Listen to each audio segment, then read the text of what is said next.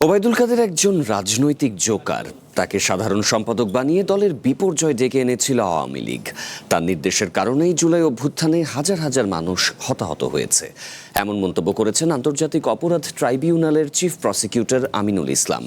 ট্রাইব্যুনালে মানবতা বিরোধী অপরাধ মামলার যুক্তিতর্ক উপস্থাপনের সময় চিফ প্রসিকিউটর এসব কথা বলেছেন।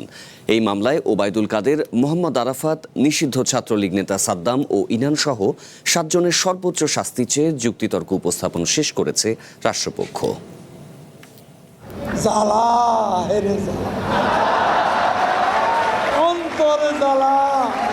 পালাবো না, প্রয়োজনে ফখরুল সাহেবের বাসায় গিয়ে উঠবো।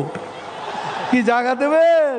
এরকম বহু বক্তৃতা ও কথায় গত এক যুগ দেশের রাজনীতিতে আলোচনা সমালোচনার কেন্দ্রে ছিলেন কার্যক্রম নিষিদ্ধ আওয়ামী লীগের সাধারণ সম্পাদক ওবায়দুল কাদের। জুলাই গণঅভ্যুত্থানে আওয়ামী লীগের পতনের পর ট্রাইব্যুনালে মানবতাবিরোধী অপরাধের মামলার শুনানিতে উঠে আসে ওবায়দুল কাদেরের নানা বিতর্কিত কর্মকাণ্ড। বিশেষ করে দলের নেতাকর্মীদের সাথে তার একাধিক ফোনালাপ শোনানো হয় আদালতকে। মারো না কেন ওদের?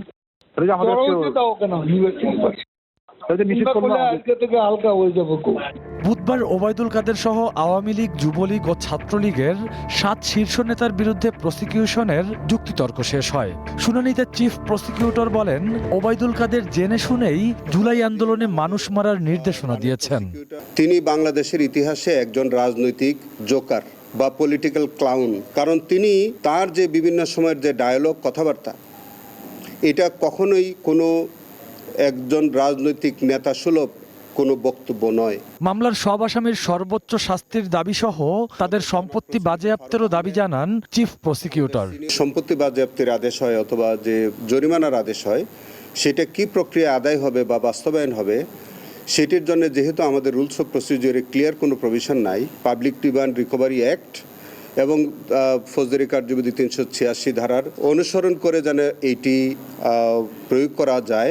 চিফ প্রসিকিউটর জানান, এই মামলায় 29 জনের সাক্ষ্য নেওয়া হয়েছে এবং বিভিন্ন ফোনালাপ উপস্থাপন করে সন্দেহাতীতভাবে তারা অভিযোগ প্রমাণ করতে পেরেছেন। তাদের যেমন বিচার হওয়া উচিত, ওই দলটিরও সেইভাবে দৃষ্টান্তমূলক বিচার হওয়া উচিত। Rakibul Rahat, one news, Dhaka.